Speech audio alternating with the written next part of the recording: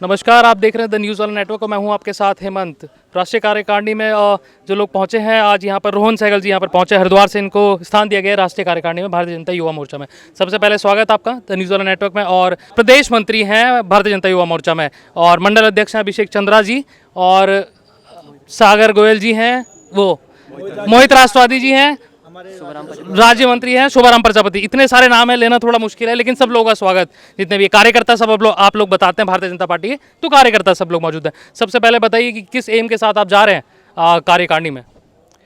मैं सबसे पहले तो राष्ट्रीय व प्रदेश के नेतृत्व का आभार व्यक्त करता हूँ कि उन्होंने मुझ जैसे साधारण से कार्यकर्ता को राष्ट्रीय कार्यकारिणी सदस्य युवा मोर्चा बनाया, इतनी बड़ी जिम्मेदारी दी।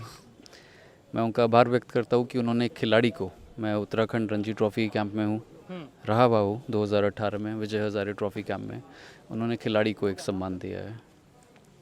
मेरा विज़न जो भारतीय जनता पार्टी का विज़न है उससे सिंक करता है। हमारा विज़न, हमारी सरकार युवाओं की हितैषी सरकार है, युवाओं को प्रोत्साहन करने वाली सरकार है। चाहे वो रोज़गार का इशू हो, चाहे वो हेल्थ का इशू हो, चाहे एजुकेशन का इशू हो, उसको लेके लोगों के बीच में जाएंगे। अच्छा, मैं आपको सुन रहा था, अभी आपने खेल दिवस पे आज जिक्र किया, आपने विजय हजारे ट्रॉफी की बात की, रणजी हजारे ट्रॉफी की बात की, लेकिन और गेम्स की आपने बात नहीं की, क्योंकि आप तो पॉलिटिक्स में तो सब खेलों को देखना पड़ेगा। और जो ओलंपिक्स में हम लोगों का प्रदर्शन था, ठीक है कि लोग आए हैं, लेकिन और मेडल्स आने चाहिए थे। उसके लिए क्या पॉलिसी है आपके पास एज ए युवा होने के नाते?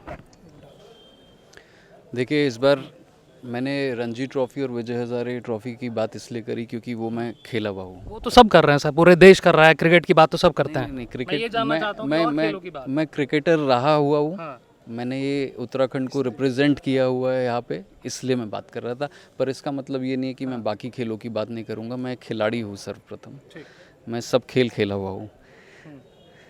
आपने देखा होगा कि इस बार ओलंपिक्स में भारतीय जो कंटिंजेंट था, आज तक का सबसे बड़ा कंटिंजेंट क्या है।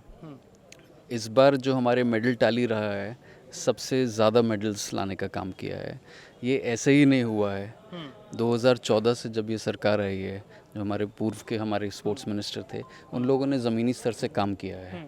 चाहे वो स्टेडियम्स बनाने का काम हो, चाहे वो कोचेस के काम हो, चाहे वो कोचेस की नियुक्ति हो, चाहे खिलाड़ियों को प्रोत्साहन देने का काम हो, चाहे उनकी फंडिंग देने का काम हो, उन्होंने उस चीज़ पे व्यय किया है, तब जाके ये चीज़ आई है। ठीक। और प्रदेश को आप कैसे देख रहे हैं, क्योंकि युवाओं को हम देख रहे हैं काफ़ी समय से, भाई रोजगार के लिए अनएम्प्लॉयमेंट की जो स्थिति है वो बढ़ गई है, जो बेरोजगारों की स्थिति है उसको आप कैसे देखते हैं उत्तराखंड में? और अभी चुनाव भी हैं, और कैसे आप उसके लिए कोई पॉलिसी है आपके पास, किसी तरीके से सरकार से आप बातचीत कर रहे हो, भाई अवगत करा रहे हो? देखिए, मैं इस बात से बिल्कुल भी आपकी इस वक्तव्य से वाकिफ़ नहीं रखता कि बेरोज़गारी बढ़ी है।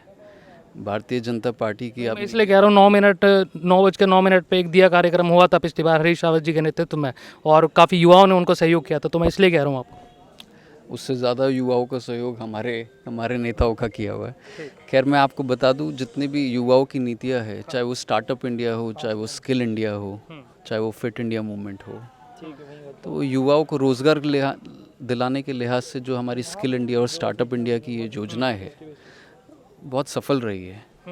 बहुत सारा रोज़गार मिला भी है, और हमारी सरकार में इतना गट्स है, इतना दम है कि उन्होंने बोला है कि आप स्किल लेके खुद हुनर सीखिए और उसके बाद खुद से स्वरोज़गार कीजिए। हमारे जो युवा है आजकल के, वो सरकारी नौकरियों पे ही सिर्फ निर्भर नहीं है, वो अपना हुनर से एक स्वरोज़गार पैदा कर सकते हैं। इतनी उनके अंदर हिम्मत है, ताकत है। अच्छा, मेरा आखिरी सवाल आपसे, आपने स्किल डेवलपमेंट की बात की, स्किल इंडिया की बात की, बहुत सारी पॉलिसीज़ लोगों का कहना है कि ऐसी बना दी कि आपने स्ट्रिक्ट कर दिया है बहुत ज़्यादा चीज़ों को, तो उसकी वजह से जो स्किल डेवलपमेंट तो चलो चल रहा है, और उसकी वजह से कई लोग बैंकरप्ट भी हो रहे हैं जो युवा हैं, तो उसको कैसे आप देखते हैं? बैंकरप्ट इस पॉलिसीज़ की वजह से नहीं है। कोविड के समय से दिक्कतें आई है, पर हमारी सरकार ने, आप ये वैक्सीनेशन ड्राइव देखेंगे, परसों 1 करोड़ वैक्सीनेशंस एडमिनिस्टर हुई है पूरे भारत में। ये अपने आप में उपलब्धि है। ये 2 न्यूजीलैंड के बराबर है, ये कई देशों की जनसंख्या के बराबर है, जो आज तक वो देश अभी तक अपने नागरिकों को वैक्सीनेशन नहीं करा पाए हैं। भारत ने एक ही दिन में 1 करोड़ से ज़्यादा डोजेस एडमिनिस्टर की है। तो कोविड से जहाँ तक लड़ने की बात हो, तो उस सरकार उस मामले में भी हमारी सरकार सफल रही है। और ये बैंकरप्सी की बात गलत है, तार्किक नहीं है। पर आपकी बात ये सही है कि कोविड की वजह से थोड़ा बहुत इकोनॉमी में आया है, पर आप देखेंगे जीएसटी उस हिसाब से ही अब ग्रो कर रहा है। चलिए एक्सेप्ट आपने किया, कुछ सही है। चलिए सागर जी से ले लेते हैं एक सवाल। सागर जी, किस तरीके से देखते हैं यहाँ पे युवा मोर्चा को भाई? जो हरिद्वार जिले में जो स्थिति है अभी युवा मोर्चा के दो गुट में हमें दिखाई दे रहे हैं, तो हम आपसे जानना चाहेंगे क्योंकि आप प्रदेश में है, तो किस तरीके से उनको एकजुट करने की आप कोशिश कर रहे हैं? देखिए, किसी तरह की कोई गुटबाजी नहीं है। कार्यकर्ता भारतीय जनता पार्टी का एकजुट है और जब से पुष्कर सिंह धामी जी की सरकार एक युवा सरकार बनी है, तब से आप देखिए सरकार आते ही धामी जी ने बोला कि हम 17,000 युवा वैकेंट, मोर्चा की आपको जिम्मेदारी, हम उस पर जाना चाहते हैं। जो धामी जी की सरकार है वो युवा मोर्चा की ही सरकार है। तो जब युवाओं की सरकार है तो एक निश्चित है कि युवाओं में उथल पुथल होगी। और जब इतने बड़े मुख्यमंत्री प्रदेश के हमारे युवा मोर्चा के निकले हुए हैं तो युवाओं में जोश ज़्यादा है। युवा मोर्चा में भीड़ ज़्यादा लगी हुई है, तो थोड़ा बहुत सब जगह उथल पुथल चल रही है, इनके एक्सेप्ट करने से हो गया। चलिए मंडल जी, मंडल अध्यक्ष हमारे साथ मौजूद है। अभिषेक जी से एक सवाल ले लेते हैं। जी सर, किस तरीके से देख रहे हैं भाई बूथ सत्यापन का कार्यक्रम आप लोगों का चल रहा है आज? देखिए भाई साहब, मैं इसे बड़े सकारात्मक वे में देखता हूँ। सबसे पहले तो धन्यवाद हेमंत जी आपका। और मुझे लगता है बहुत ज़्यादा जोश है कार्यकर्ताओं में। हर जगह जहाँ भी हम जा रहे हैं बहुत अच्छे से लोग काम कर रहे हैं। हम पन्ना प्रमुख बना रहे हैं, पन्ना टोली बना रहे हैं, बूथ अध्यक्ष बना तो ऑलरेडी बने हुए हैं, लेकिन बूथों की पूरी जो कमेटी है जिसमें जहाँ कमी है, जहाँ पूर्ण है उसे पूर्ण कर रहे हैं, और जहाँ का गठन नहीं हुआ हुआ है वह गठन कर रहे हैं। तो लोगों का बहुत सहयोग मिल रहा है, बहुत उत्साह है लोग आने वाले चुनाव को लेकर। और हमें पूरा विश्वास है कि इस बार धामी जी के नेतृत्व में 60 से पार जाएंगे।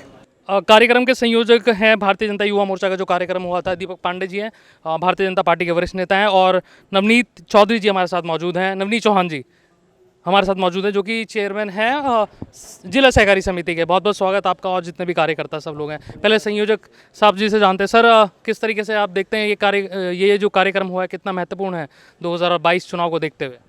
देखिए, कार्यक्रम तो भारतीय जनता पार्टी के जो भी होते हैं वो सफल ही रहते हैं और मजबूत रहते हैं। 2022 के लिए हमारे मुख्यमंत्री, युवा मुख्यमंत्री पुष्कर सिंह धामी ने युवाओं को प्रोत्साहित करने का काम किया है, रोजगार के अवसर दिए हैं, युवाओं के कल्याण के लिए कई योजना चलाई हैं।